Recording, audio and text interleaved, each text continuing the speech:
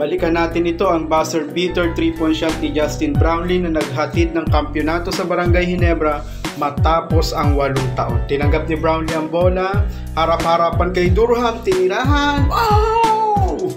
Grabe! Woo! Grabe yon mga Lodi ha. Ang tindi ni Justin Brownlee.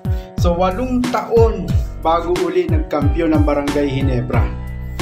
At sa pangunguna nga yan ni Justin Brownlee. At syempre, credit kay Coach Tim Cone. So panoorin natin ang replay na ito mga Lodi ha.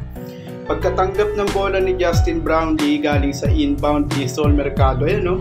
Walang kaabog-abog, ibinato ang bola sa harapan ni Durham. Walang kamalay-malay si Durham na biglang titikada si Justin Brownlee. Tingnan nyo, never say die shot ni Brownlee. Oh. Woo! Swak na swak. Ringless. Nothing but net, ika nga, sabi ng iba. Never say die. At dito na nga nagsimula ang pagguhit ni Justin Brownlee ng tinaguriang The GOAT PBA import sa kanyang legasiya dito po sa PBA. Maraming salamat mga Cubs. Magandang araw po sa inyo.